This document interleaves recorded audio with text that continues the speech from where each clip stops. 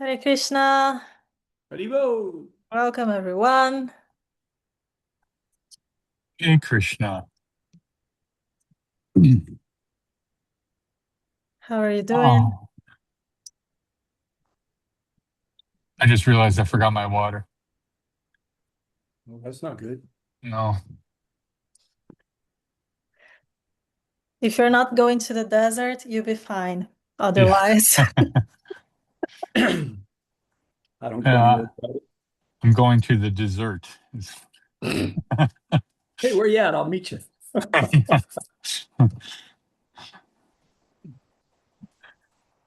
right. Last meeting, we are reading and discussing the part 7 of the book about yoga. I think that tonight we can finish this part and maybe start the chapter 11. Let's see. Hey, Beno, Hare Krishna.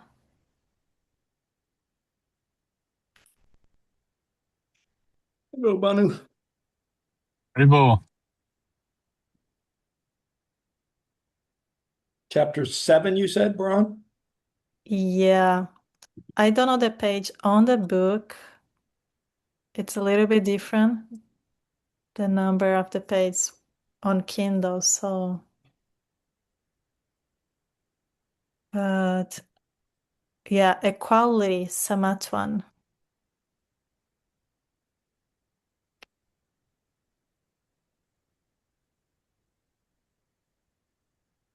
It's from the middle to the end of the chapter. We stopped on Krishna's everything. He's all, for he compasses all, for he's the source of all.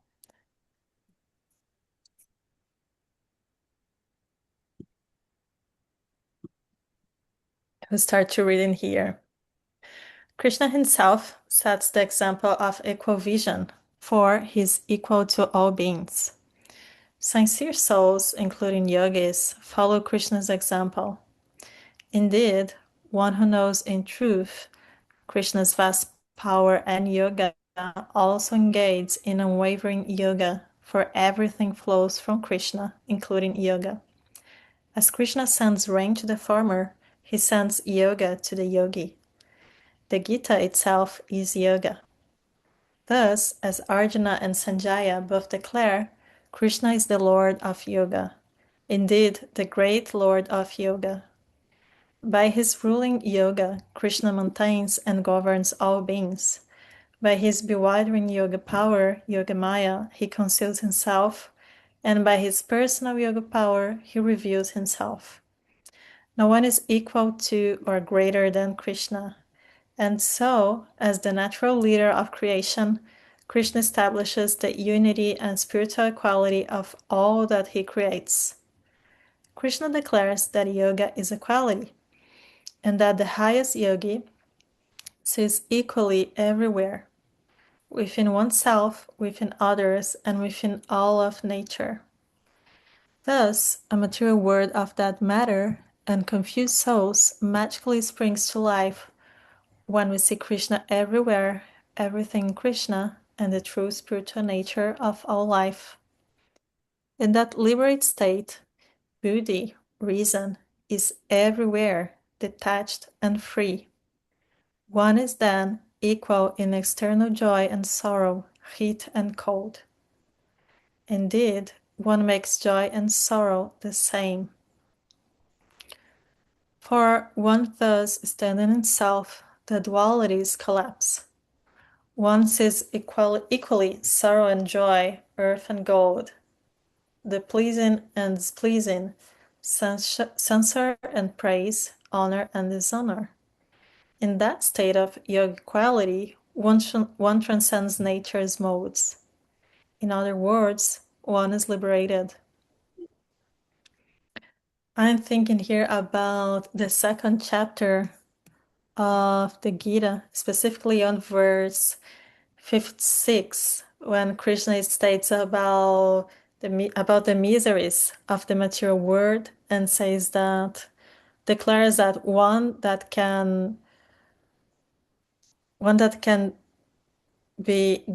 have a stable mind among all miseries it's considered a wise person.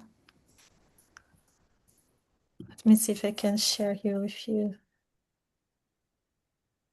the base.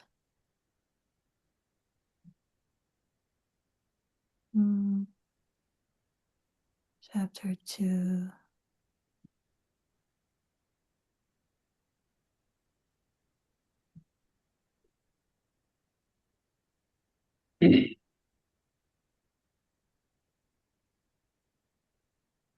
Here. Yeah.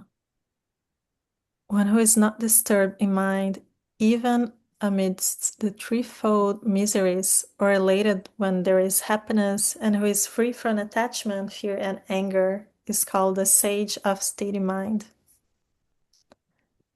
That's it.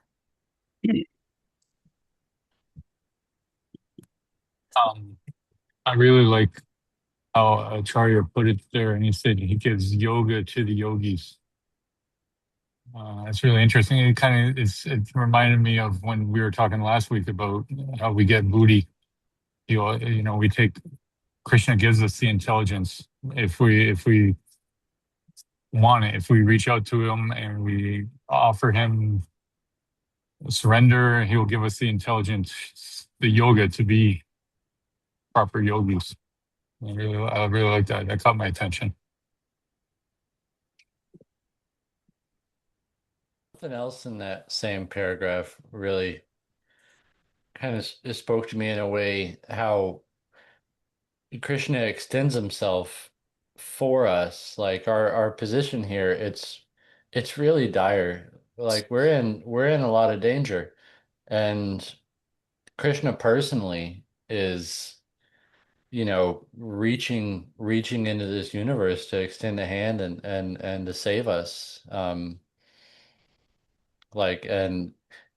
for Krishna, it's no big deal. He can do anything, but the extent Krishna's going to try and reach me, is really going all out. And it's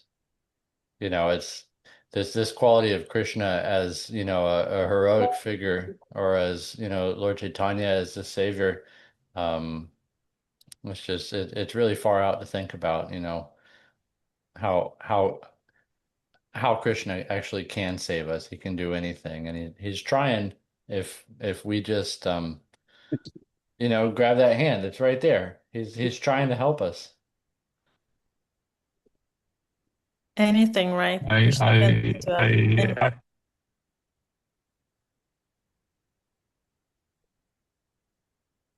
Uh-oh. I really I resonate with that because I was an alcoholic for a long time, and I started getting back into Krishna consciousness right while I was trying to quit drinking and become sober. And one of the 12 steps, I used I don't know if you've ever heard of it, but there's a Bhakti recovery group. So it's Bhakti focused, but a 12-step program.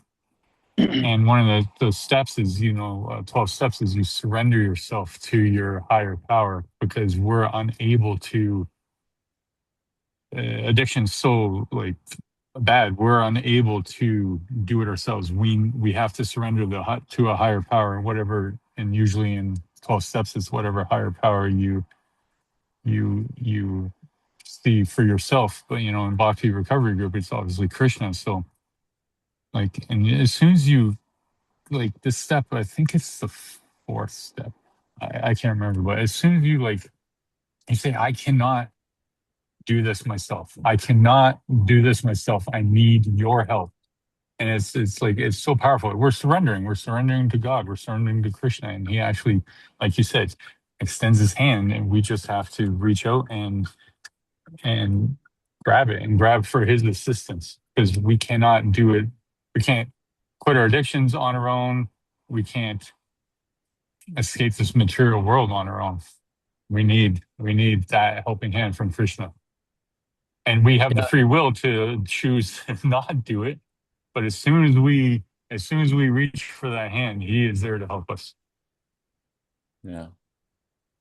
Yeah, the material world, Like we're stuck in this labyrinth and we're bewildered and we're just totally overwhelmed by forces out of our control, like just absolutely helpless. And Yep.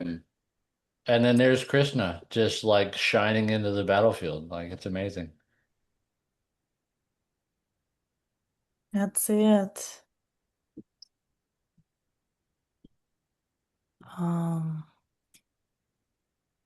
Let me back to the Kindle here. Can I just ask you guys, is my window's slightly open while I'm driving? It's not making a noise, not disturbing you? Nope. Okay, good. Good. Someone would like to continue reading? I'll read. Thank you. Elsewhere, Krishna repeats that a yogi, literally a linker, is considered linked upon seeing earth, stone, and gold equally. Similarly, success and failure become equal. Indeed, one makes them equal. On the social front, a yogi with equal buddhi sees the ultimate spiritual equality of friends, foes, abstainers, mediators, the odious, the kindred, and even saints and sinners. Excuse me, and thus surpasses one who merely sees physical objects as equal. Krishna adds that those with equal buddhi devote themselves to the welfare of all beings everywhere and come to Krishna. In other words, equal vision is not merely passive, indifferent awareness, but rather the powerful vision that every living thing is spiritually equal to ourselves and thus part of a single divine family. With this vision, one can fulfill the celebrated command to love your neighbor as you love yourself, with the sublime addition that all living beings, not just humans, are our neighbors. It hardly needs saying that such a vision of life would bring spectacular environmental benefits. That's a fact. Yeah. Or could just. I've seen this. There's I don't know, a meme or this thing where this guy's going along with a mower. You ever seen this? He's walking along and just animals in front of him, they're just getting mowed up and spit out, and the trees getting mowed up and spit out, and you just walk along, just everything just getting mowed down. And it's like the world's like that. They can't, they can't see what a living entity is. In fact, when I meet people, I tell them the most important thing you can learn is to understand what life is and what an individual soul is.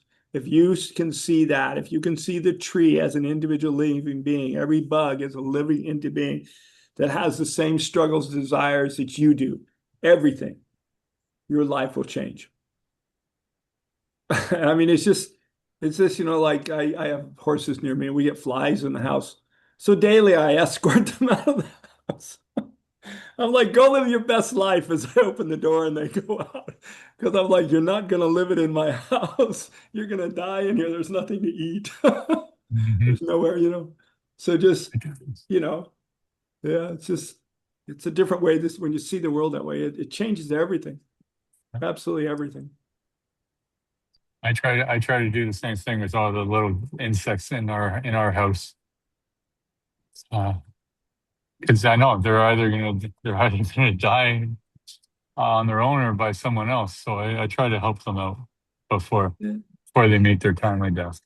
But that's the thing. Like there's been conversations with Prabhupada about, like I'm driving right now and I'm sure I've Oh, killed yeah. a few insects already driving, right? Like but that's also why we're supposed to chant incessantly, because that's helping the karma we're acquiring from just driving and killing insects or walking and killing insects. And Yeah, you can't exist without things dying. You breathe in, no, something no, dies. yeah. Even though even Just we're vegetarians or prashaditarians, but we're still killing plants to eat, right? Yeah. I've given that one a lot of thought before. And there's actually a way you can be a vegetarian without killing a plant. Because if you look at it like a potato plant, it dies and leaves the potatoes behind. Carrots will die, and that's when they're ripe. Fruit falls from the tree. I mean, I have Right. plums picking, right? You don't have to kill the tree to get it. So all of these things that we normally eat give up their life at the time that we take them, and even or they're done with their life. We're just taking their body at the end. It's like, if a cow dies, can you take its hide without creating karma? Absolutely. Right? Yeah. It's a himsa leather. It's the same way. Yeah. Now, that's a very difficult thing to do, and you can't say, like, do you like the James, because I don't know, there's going to be a bug in there somewhere, you're going to eat it. You don't clean it properly. I mean, when you garden, you start realizing, yeah, you stick things in the water and all the little guys float up out of there, and you're like, Yeah. oh my Yeah. goodness, Yeah. how All many sorts are of left fruit. behind? Yeah. The fruit we eat, Yeah. Sure. I was, So it's not about killing or not killing. It's not possible to go without killing yeah. inadvertently, but we Yeah. shouldn't seek it out. That's where, empathy comes in. It's not like but early on, we had a rat problem in New Orleans. I think I told you this. I have the letter still to this day, Dave. I wrote him one time because I think did I tell you guys the story about the rat and the cat? Yeah, okay. So there you No, go. What's that? I don't think I've heard it, but maybe I have. Yeah. Anyway, the simple of the story is we had rats, which live in New Orleans very well, and they were becoming a problem. And I didn't want to kill them, but how do you get it? So one day there was a feral cat, and I grabbed him when I saw this rat, and I pointed him at the rat, and it was like literally taking a gun and killing the rat, even though I didn't do it. Anyway, so I was disturbed by that. So I wrote Chai Dave a letter. What do you do? And he says, well, first of all, keep the temple clean, so don't invite these people in. But he says at the end of the day, the devotee's health is the most important thing. Right.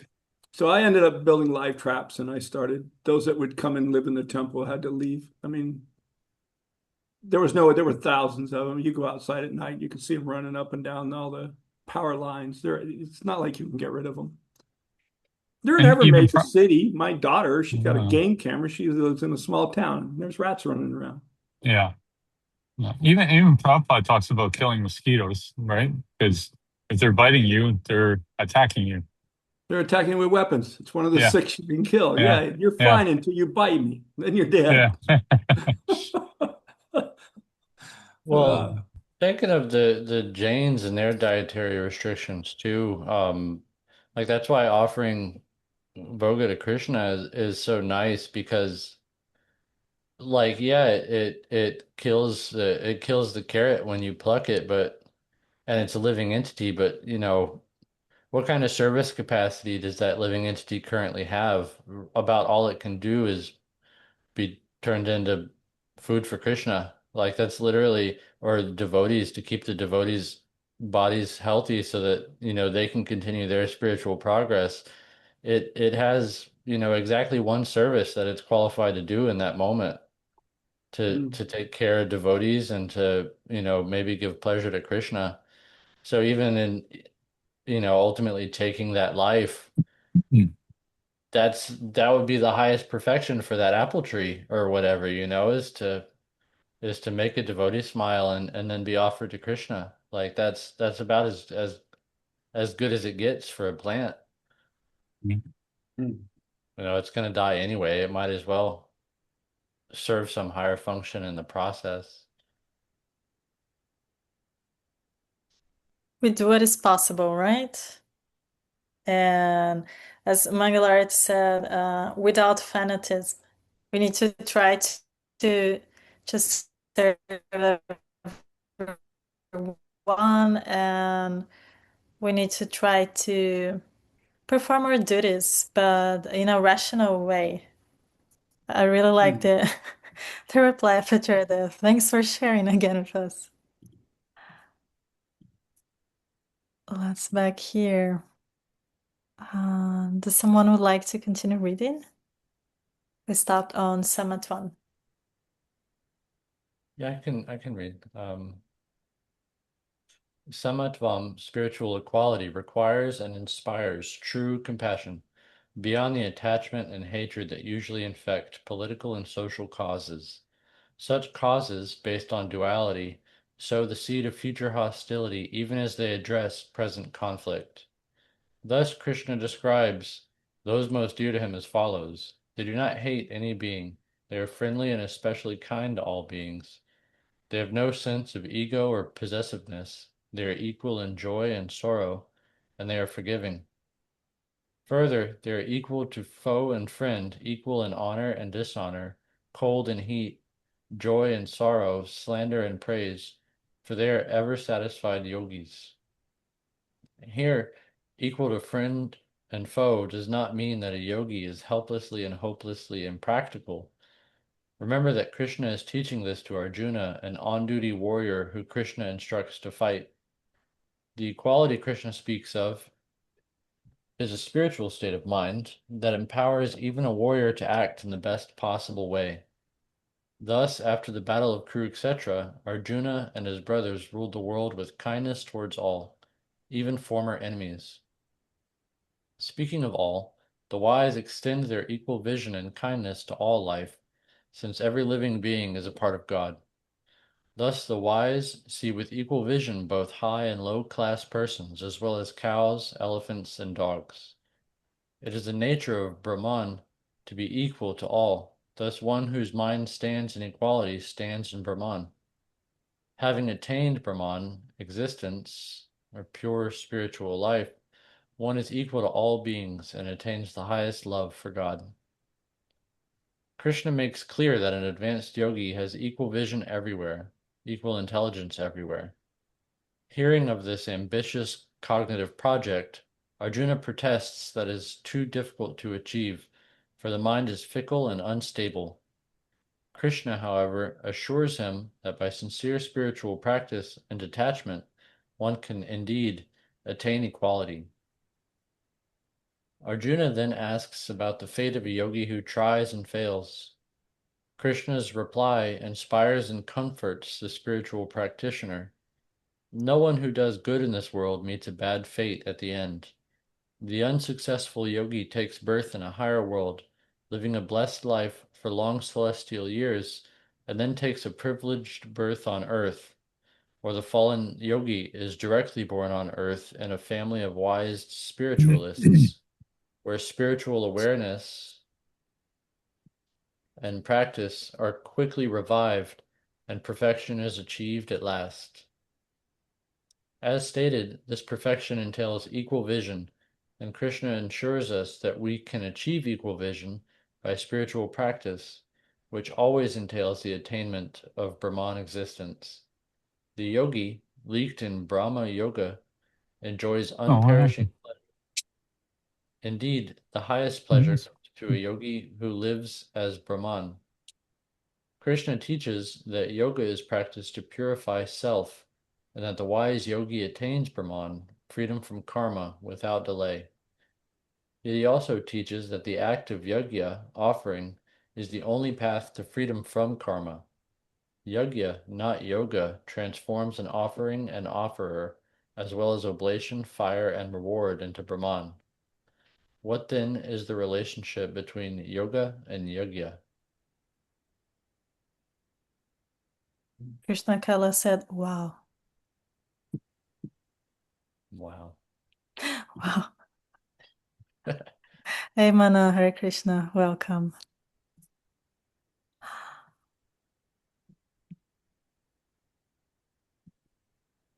Is there any discussion to be had there? I think that on this point, let me share back here. Uh, the act of yajna offering is the only path to freedom from karma. Yajna, not yoga, transforms offering and offerer, as well as oblation, fire, and reward into Brahman. What then is the relationship between yoga and yajna? That we don't offer because we need to, but because we want to offer something to Krishna, right? And this is yoga.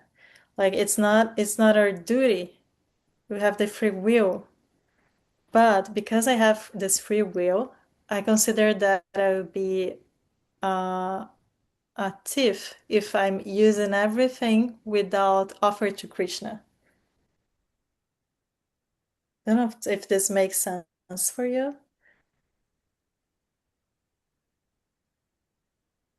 Can you repeat that middle part again? Yeah, I said that we have free will. So it's not that we are, it's not, or it's not that we are obliged to offer something to Krishna, but I offer something because I recognize that if I don't offer something to Krishna, rather um, a meal, a flower, water, whatever, I will be an imposter. I'll be acting like a thief. And this yagya, this attitude of offering to Krishna, is the yoga, is the equanimity, is it's what links me with the Supreme.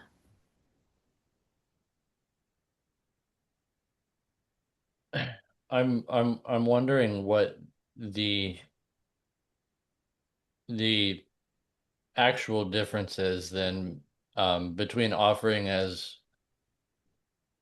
because we recognize it's our duty to the Supreme. It's something we ought to do. It's something Krishna recommends doing, and just doing that not necessarily out of a sense of obligation, but just because we've accepted that we ought to, as opposed to really trying to please Krishna. And because both of those acts are good ultimately, and they both um they help the person for sure. Um, but there's an obvious difference. I still can't put my finger on how to describe it to myself. Because even when externally it's the same, you make some food and you offer it to Krishna, or you take your money and you perform some beneficial act for the devotees, or for spreading Krishna consciousness or something. But you can do those things with or without this sort of spontaneous affection, this real desire to please Krishna, this loving mood. It's good to do either way, but there's still this secret ingredient that gives like extra benefit. Yeah, you're That talking is duty the versus love. consciousness, right? Sorry. It's okay. Go ahead. No, I just said that the secret ingredient is the consciousness of wanting to develop a connection Mhm. with Krishna, a relationship with Krishna. And so what we talked about, I think it was last week, about walking outside and saying, "Oh, this flower would be so nice to use to offer to Krishna." Right? It's that consciousness just walking around. It's like Prema said, the consciousness in our offering. Because you can offer and you can be like, "Oh man, I got to offer this to Krishna." Oh, you know, yeah, Yeah, duty versus love. One you do because you're supposed to, and one you do because you want to. Right? This is a big difference. I mean, it's okay if you do it because you're supposed to. That's at least a level of intelligence that you know there's a supreme being and you should be doing these things. But when you truly get there, then you actually love doing it because you understand fully. It's the difference between jnana and vijnana. yeah, You all know what that is, right? yeah, yeah. Okay. I find still a lot of times I'm making offerings for some form of payment, and I'm not necessarily, hoping that Vishnu will give me some wonderful benediction. I'm wanting the payment to be Krishna prema, but I'm still like, here, Krishna, take this water and give me some bhakti. Like, give me love for you now. We'll make this trade. We'll make this trade, and then everyone will be happy. And sometimes it's not that way, but still, it's I think I think No loss. that I think that's okay because even like our great chart like Bhaktivinoda Thakur writes songs and poems about wishing he had Krishna Prem and crying for it and like asking for it. You know, we're supposed to be. I think. Correct me if I'm wrong, but I don't think there's anything wrong with that. We're not supposed to offer a sacrifice and offer something for like such great material. Like Krishna, I'm offering you my meal. Please give me $10,000. I need a car. Yeah, but like, please give me Krishna Prem. Please give me love for you. I want to love you. That's totally okay. But one thing is to wish, right? Krishna, I want to be close of you. I want to serve you. Another thing would be like, but Krishna, I'm serving you. But Krishna, I'm here doing this and that. Like it's very different. It's very different, right? One thing is to wish, to pray, and try to achieve. And another thing, totally different, in my opinion, is to request this or that. Let me pose like this. Hare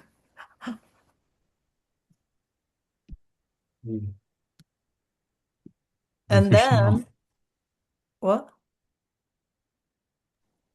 I'm stepping out now. Hare Krishna. Enjoy the rest of your Hare Krishna. meeting. Haribol. And then this Kala. leads us to sannyasa. That is the perfection of the renounce, right? At the start of chapter 6, Krishna brings yoga and jagya together in an interesting way.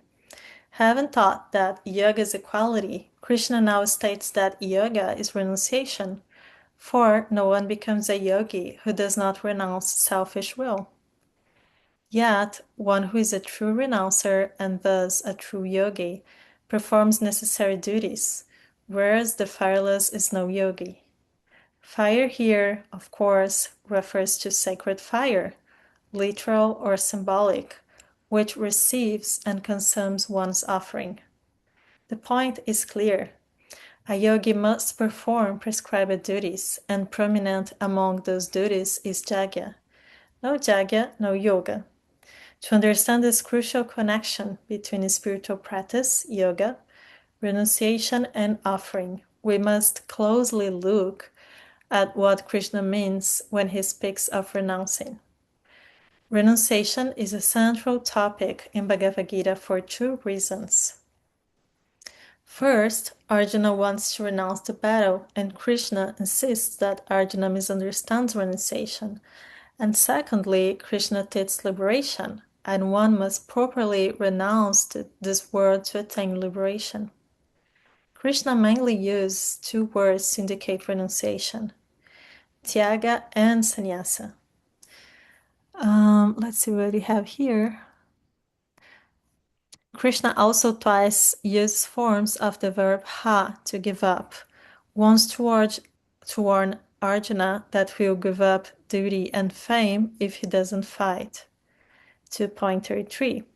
And once to state that the Gita teaches one to give up karma bondage. 2.39.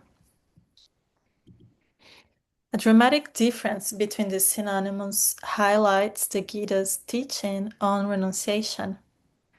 The word tyaga in various forms unequivocally means abandoning, renouncing, or forsaking something.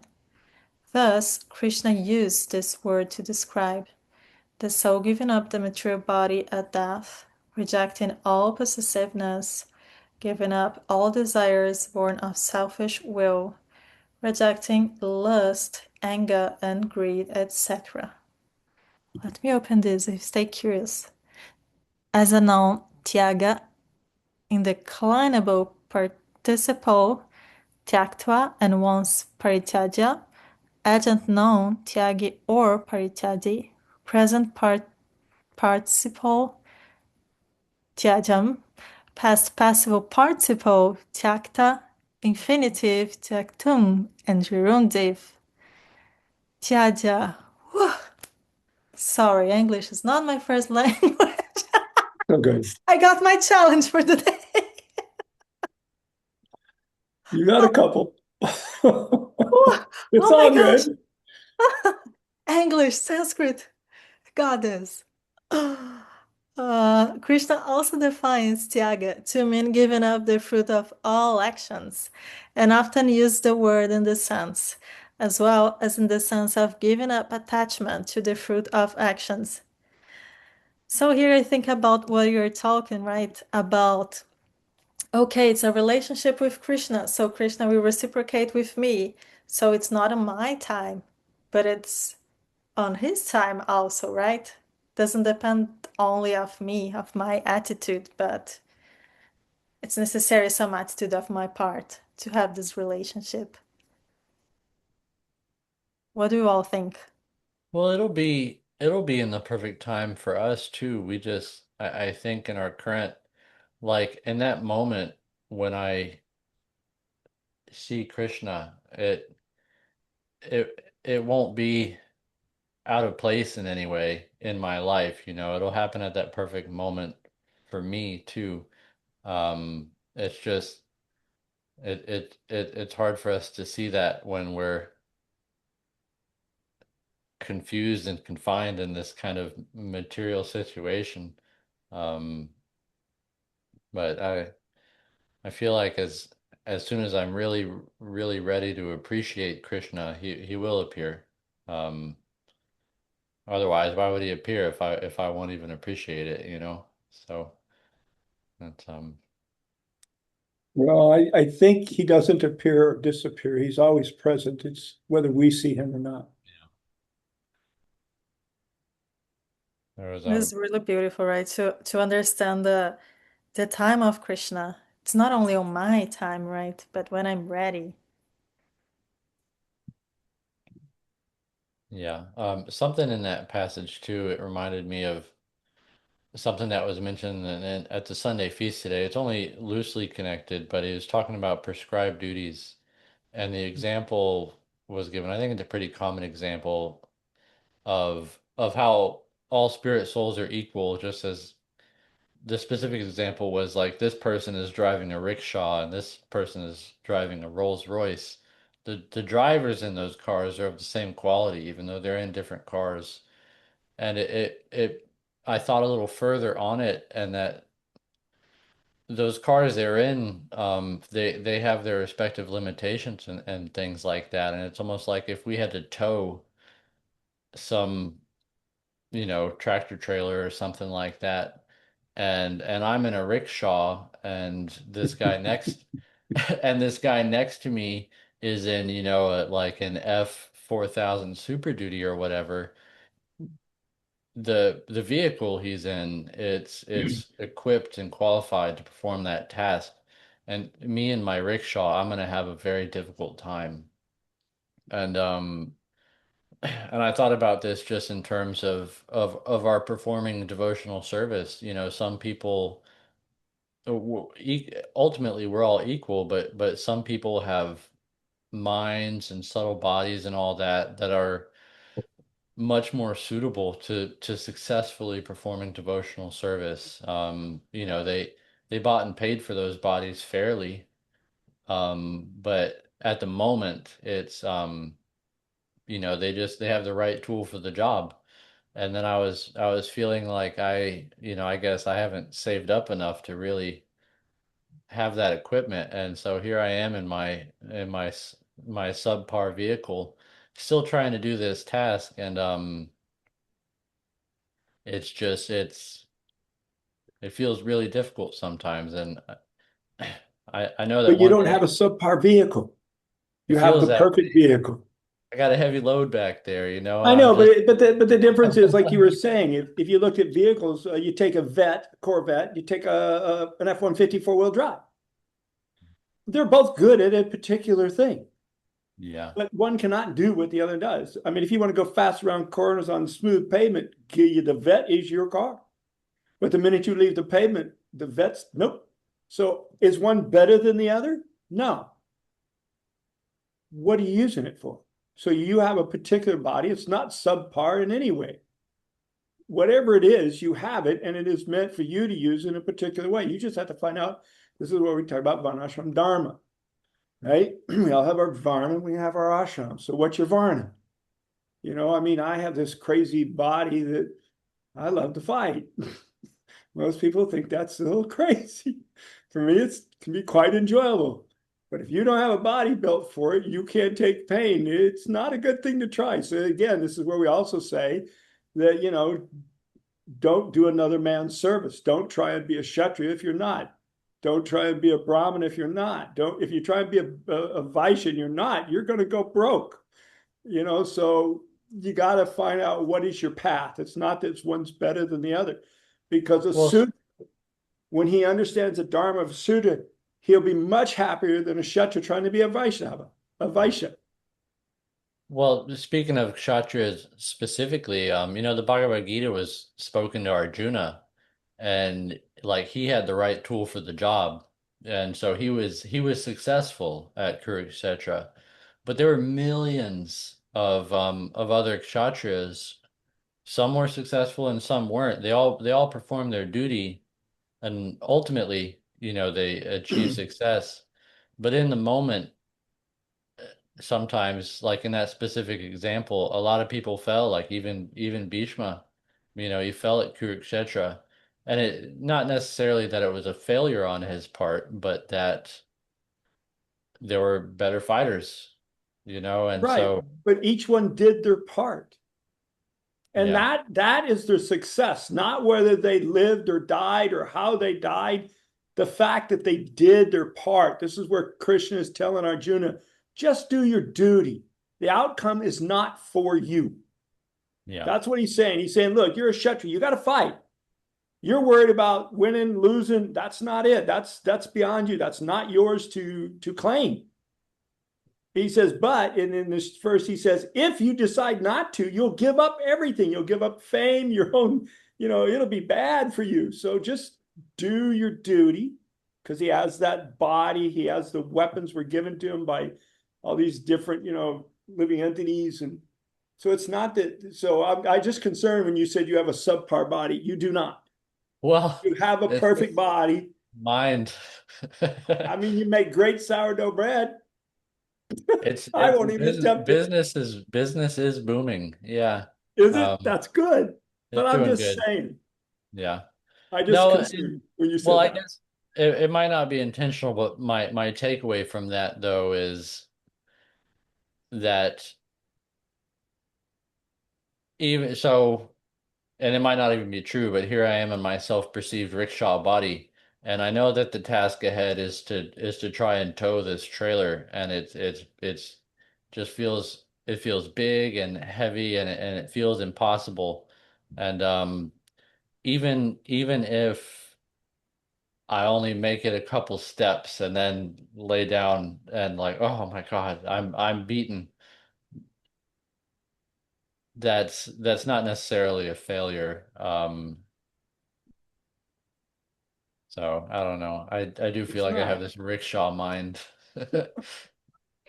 Well, I listen you all, and I agree with Mangalar to like come as you are, start with what you have. Uh, doesn't matter if it's a rickshaw, a Corvette, a Ferrari, like really, there's a space for everyone, regardless anything, anything.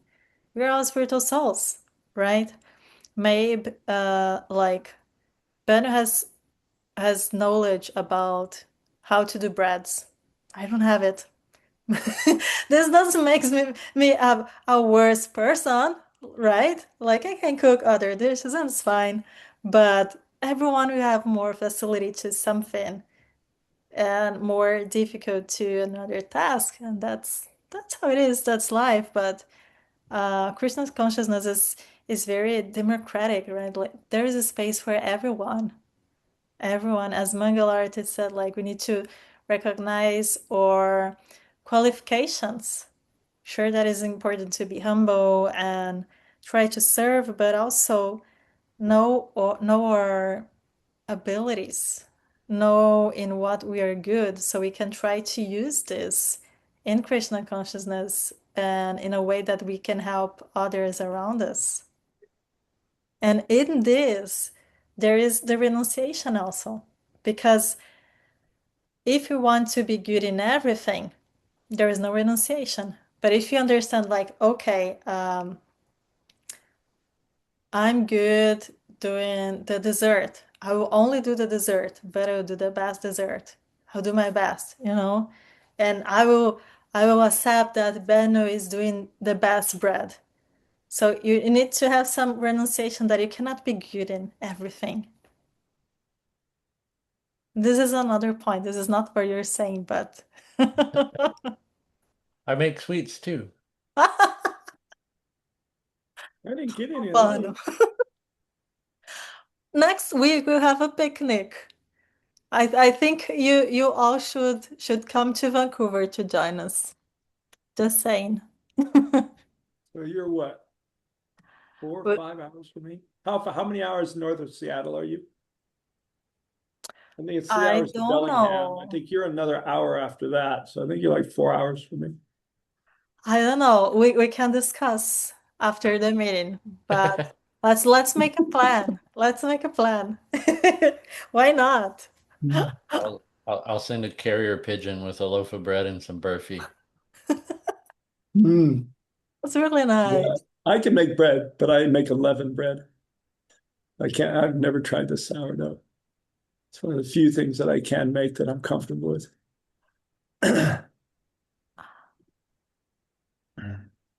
Gonna be so nice. Lots of Do bread, it. all types of breads.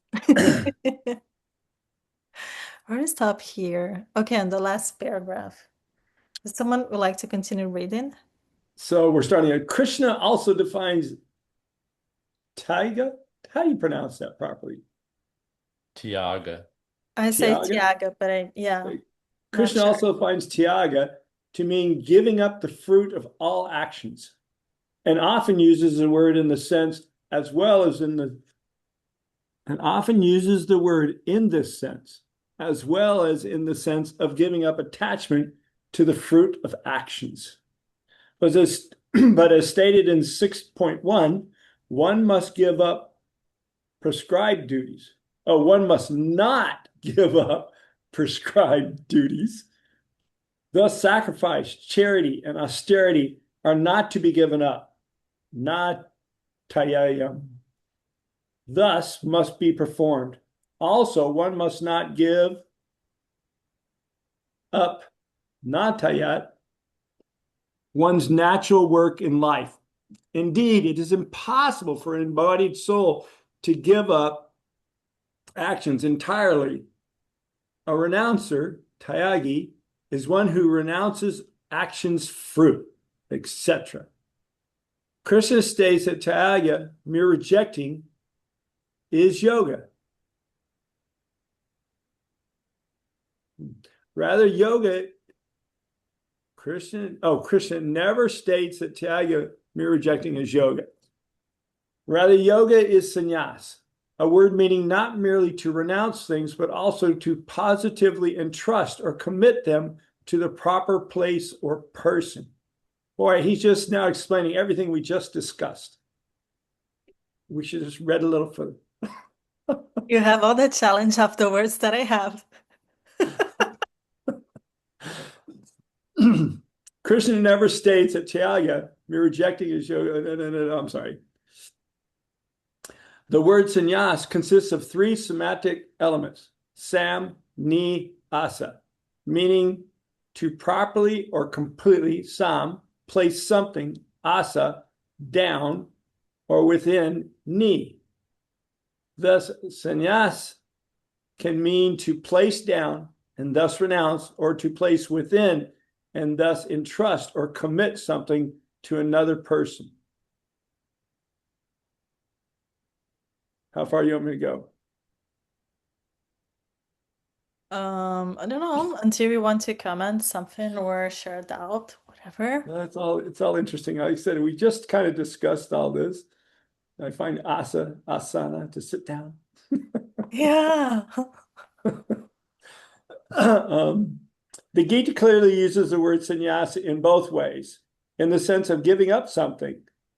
Krishna uses the word when stating that no one can be a yogi who does not give up selfish desire, that an advanced yogi gives up all selfish desire, that one who gives up duality and one who does not hate or hanker is to be known as a steady renouncer, and that the learned say that renunciation is giving up selfish actions. However, Krishna emphasizes that merely giving up the mundane will not liberate one without a positive spiritual agenda. Thus, one does not achieve perfection by mere renunciation. Action yoga, or karma yoga, is better than renouncing action. Renunciation is difficult to attain without positive spiritual practice, yoga. A renouncer, sannyasi, must execute prescribed duties, and renunciation of prescribed duties is inappropriate. Yeah, so this all gets down to even like the whole fact to renounce something creates a void. You have to fill it. So, this is where he's saying if you're going to renounce, then you have to, take up spiritual life in a sense, renounce the material stuff and take up spiritual life. Because you can't really renounce material things without taking up spiritual things, because you're still going to have material things. You may give something up. It's like, okay, I can give up my TV. Oh, so what? I've still got my guitar or whatever, that gives me entertainment. You can renounce things, but unless you take, the idea is not to renounce the TV, but to renounce watching it for your pleasure. Turn that into watching, different acharyas speak upon spiritual life. That's renunciation. Right? Same thing. We just renounce how we use it and what we do with it. Right? So everything, Prabhupada say, everything but envy can be used in Krishna service. That's why Prabhupada used to say, money is not bad. Give me $1 million today and I'll spend it all on Krishna by tonight. So money's not a bad thing. What you do with it, that's what become greedy and lustful and, addicted to other things because you have all this money, then you got a problem. And the same with everything in life, right? Everything. Like, Use and abuse. yeah. At the end of the day, that's what it all comes down to. Everything. Everything has a use and abuse. And proper use, of course, is to serve Krishna with it, because everything here is his anyway. And we just have to figure out what that is and dovetail it. And then we have perfection. I love electronics. And right now I am in the middle of a big battle. Trying to do something for Krishna. It's been fun. But I'm not there yet. I struggle with the idea that a lot of these acts are described as selfless, because when I try and explain it to myself in my head, they still seem internally it's still selfishly motivated. Like to give a good example, like when we sacrifice our time or energy to help another devotee,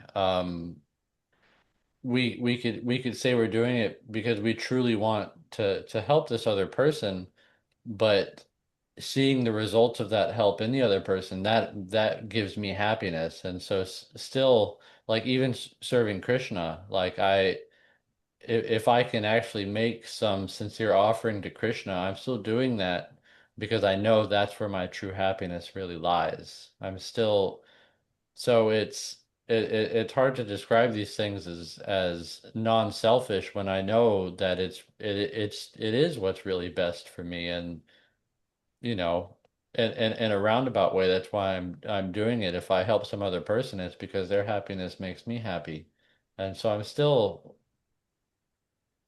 Well, looking it's a out. selfless act. I understand what you're saying, and this is why we are aspiring devotees.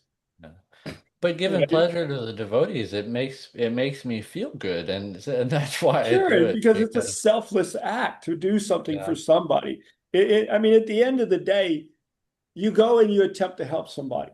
And I say attempt because we don't really know the outcome of that. I mean, there's been times you've probably tried to help somebody and they got upset. Now, this is where that equal poise things come because you attempt to help somebody. And if it works and they're happy, then yes, that usually brings us great pleasure. And on the same hand, if they're not happy, then that brings us sorrows. This is where it's not the act, it's how we react to it that matters. Not to get too crazy on just be happy, yeah, it helped. And if it doesn't work, be happy that you tried, right? Don't get all caught up into how the outcome was. You did your part, and you should be happy that you were able to give up your own selfishness to attempt that. And this is where we always get down to we can only act. You'll hear me say this over and over and over again. And I say this for my own benefit that we have to act, but we don't get to claim the action, or I'm sorry, the reaction or what happens. Our happiness should be in that, we're trying to do the right thing. We're trying to make our lives better. We're trying to make the people around us lives better. That's why we preach, right? We know this is done well for us, so we'd like that for them, right? So that's why we try and explain this Krishna consciousness to them and hoping it'll make their life better. At the end of the day, whether they take it or don't take it, nothing we can do about that. yeah, But the fact yeah. that I we, guess it just the waters get a little muddied when we're dealing with devotees because I'm oh, deeply attached to that fruit. Like I'm trying to harvest smiles from these devotees. I want the fruit, you know, and again, that's why and we're aspiring devotees. We're not there yet. We still have our own. Look, I mean, you're lucky. At least you live in the association of the devotees. So every day you have more than ample opportunities to see Krishna, to see the reactions of people serving Krishna, multiple opportunities to serve Krishna and the devotees that serve Krishna. I live in a very mundane space. So we're not supposed to envy, but I do. I'm sure there'll always be a home for you at New Taliban. Oh, there is, but I unfortunately, this is going to sound really bad. I'm such a neophyte that Krishna has me living away from devotees for probably a pretty good reason. In the sense that in the short stints, it's very easy, but they say that familiarity breeds contempt.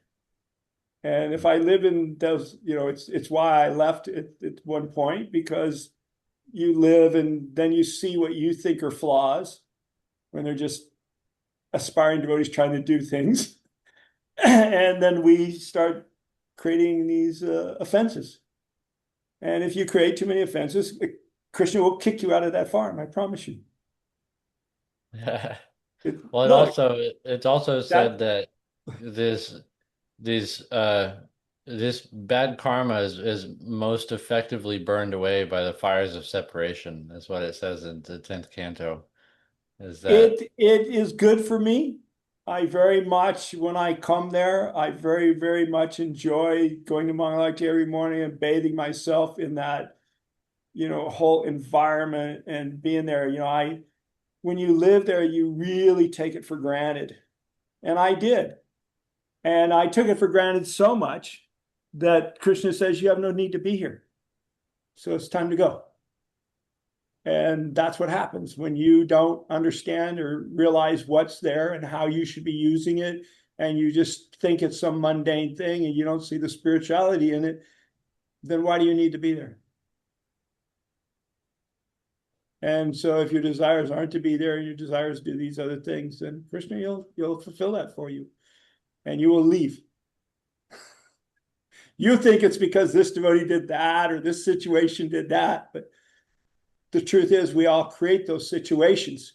So it's not that this devotee did that. No, it's you did this, you did that. You didn't treat them properly. You didn't understand the situation, whatever, and you will leave. So take it very seriously that Krishna is giving you an opportunity to be in direct association with the devotees, to have the deities at your immediate, literally walk down the street to see. Those are rare things. For me to do that is a 2-hour drive one way and a 1-hour drive the other way. Just to go see the deities, and you can walk down the street. Now, that being said, show how neophyte I am. I have my own deities. You know. But I'm just telling you, it's not, Murthy, a little different, but anyway. Yeah, our consciousness matters. And this is also very good training for me. I have to deal with, I guess I'm fortunate to be in this situation because I have the rickshaw after all, and it's not. You have a rickshaw, and your rickshaw is in the right place. You are firmly situated right smack in the dab of a holy dham with many devotees who love you and want the best for you, constantly trying to assist you in your endeavor to be Krishna conscious. Where I live, nobody gives a damn. In fact, most of them would probably be the opposite way, like, what are you doing? My good friends, they all know, but it's just, yeah, do they care? No, they don't have a clue. It is really hard without devotees. Like even the other day at work, it was funny. It was actually last Tuesday. I still remember because I was really looking forward to that Krishna West Gainesville meeting, and it got canceled. But I Oh, was sorry, Banu. oh, it is funny, but Oh, I thought I I was just blew just it. I was just really suffering at work that day. Sometimes life just feels extra lifey. And it was just one of those days. And there were hundreds of people around me. I see, I'm right there by the door, and so I'm just seeing all these people, and I was realizing not a single one of them can I confide in right now, can I complain to, because they're just on a different planet than me. I can't reveal my mind in any significant way to any of them because we're because they're not devotees, and we can have these we can still have nice human interactions, but they're just so trivial compared to the particular comfort that a group of devotees can give you. It's not available, and so it's really difficult to be away from the devotees. It's This different, is, right? It's different, right? Like, just different, just different. You have exchanges, you have conversations, but in a different way, because people have other goals in life, and uh, sometimes really other point of views that conflict with yours. Not saying that this is good or bad, okay? Because even among a group of devotees, you have diversity, which is great, but it's different. It's different. Yeah. Yeah, like among devotees, you could express that, like, man, I'm really not feeling Krishna's presence today. But among non-devotees, it's like it won't, they don't understand. It doesn't, so what's the big deal? The weather's nice. Like it's a beautiful day out, you know. well, that's the difference, the difference between the devotees and the non-devotees is actually quite stark in the sense that devotees always want, well, most of the time, actual devotees want the best for you to be Krishna conscious. And like I said, nobody else cares. That's the main difference. Devotees are always trying to give you Krishna consciousness. When you're amongst them, they're trying to help you do service. They're always giving because they know to serve is the important thing. So we're always trying to serve and help others in Krishna conscious, whereas the rest of the world, they're taking. They're always trying to take this and take that because they believe it'll give them some pleasure. They take your association because they believe it'll give you some pleasure. When you hang around devotees, they're trying to give it to you. That is probably the biggest, starkest difference. Like I said, my brother went to me one time to Ananda Mela, which is going on as we speak, but I couldn't make it. I overheated, so I came home. Anyway, his first time up there, he was kind of impressed because he'd never been around there. He'd been around me and little sojourns into the temple, but to be in a group of 100 devotees or more, all centered on this one goal, and everyone trying to help everyone achieve that goal, to put on this festival, and how can I help you? And oh, like I would go and we'd go fix something, you know, ice machine would not quit working. We'd go fix it. Next thing you know, they're like, hey, what do you want? Let me give you something, have some prasadam, have, you need some water, and I'm just going around, what do you need? I'll fix it, and everyone's trying. And that's the big difference. Where in the world, everyone's just like, hey, I need some money. What can I do for you? But I need, I need this money. I want to, if you're not going to make me happy, go away. I don't want to see you unless you give me some pleasure, Yeah. Well, there's Can a I use there's your a stuff? Can I use your familiarity with body? it. Know. There's like a familiarity with it too. It's like when a child's upset, there could be 400 women around, but they want their mom. That's where the comfort is. That's who can actually help. Even if the other people in the room could actually help with this situation, doesn't matter. It's like I want my mom, and so feels that Your way mom with nothing. feels that way with devotees sometimes too. Like there could be qualified humans all over the place, but like where are the devotees? Gotta- The boys love you. The Yeah, rest use you. that's true. Your mother loves you. You don't know what the other one's going to want from you when you ask for that help. It's like, oh Right. yeah, I'll help you, but you're going to owe me.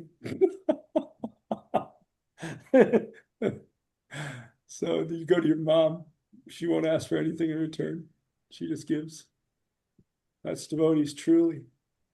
That's what love really is. Unconditional love means we give, we don't ask for anything. And that's what Acharydev continues describing here. What was that? Really, that this is what continues to say here. Krishna used the word sannyasa to show that a yogi renounced not only the negative sense of rejecting, but also in the positive sense of putting things where they belong and trusting or committing them to God. In the following examples, I translate the verb sannyasa as commits. Aware of higher self, one commits all actions to Krishna. With fully focused yoga, one commits all actions to Krishna. With awareness and devotion, one commits all actions to Krishna. Recall that in this world, we all must act at every moment, and the only action that frees us from karma bondage is jagya, offering. Yoga, in its highest sense of spiritual practice, is certainly an activity, and thus yoga can liberate us only when performed as an offering. Thus, Krishna states that without positive spiritual practice, yoga, mere renunciation leads to unhappiness, whereas a sage engaged in yoga quickly attains the absolute. Thus, after explaining how a spiritual offering spiritualizes the offered article and the offerer, Krishna at once describes how yogis offer their various yoga practices, including breathing exercise, meditation, and sacred study to the divine. Krishna concludes at 4.30, all these yogis do indeed know sacrifice. Sacrifice removes their sins. Eating the nectar remnant of sacrifice, they go to the eternal Brahman. Clearly, yoga techniques alone, breathing, focusing, etc., do not dispel karma, for without a devoted offering, they are merely physical and mental acts. One forges a link yoga to the absolute through jagya, offering one's yoga actions to God. Krishna then reaffirms what he said at 3.9. Neither this word nor any other is for those who make no offering, or who doubt these facts. Thus, yoga liberates us when we offer our spiritual practice to God. Yoga supplies technique and discipline, and jagya gives the intention and devotion that inspire and spiritualize the discipline, as indicated by the term Yoga Jagya, the offering of yoga.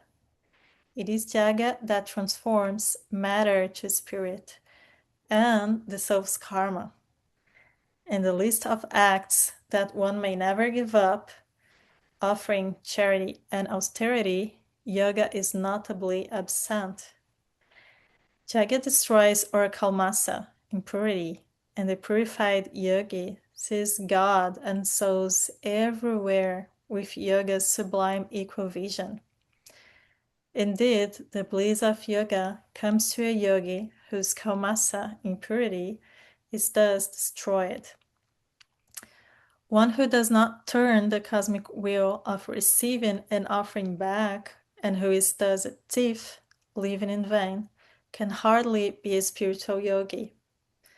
All souls must offer, and one should offer one's yoga to Yogeshvara, Yoga Lord Krishna.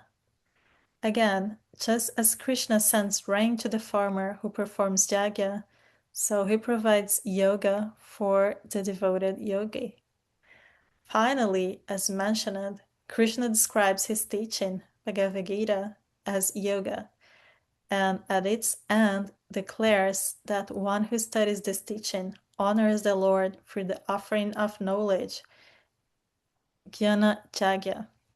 Again, yoga is an offering, in this case, offering one's studies to Krishna by studying his book.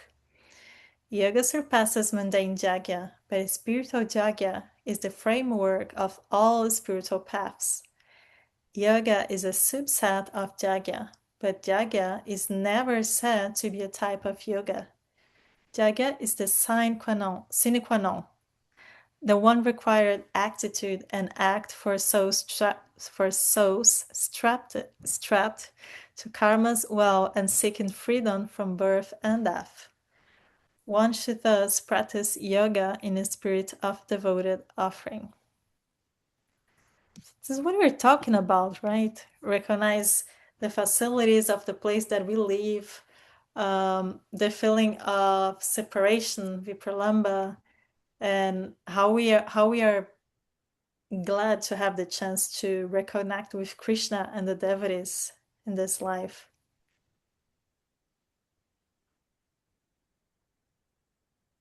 I like that language Acharya Dev used, strapped to karma's wheel.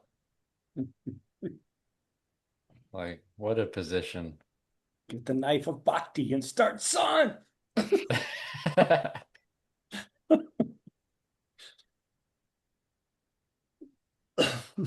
That's it. Oh, thank you all for coming. I don't know if there is any comment or question. Just glad to be here. I I'm didn't think I was glad. going to be here. I thought I was going to be up north in the middle of this big festival, but I'm glad I was able to be here today. Really glad that you are here. Well, that's it. And Manan, you have any comments? You're very quiet. No, I don't have any comments now. Okay. Well, anytime you do, you're more than welcome to jump in. You don't have to, just like all of us, we just kind of, go for it. Unless you, Yes, yes, okay. yes.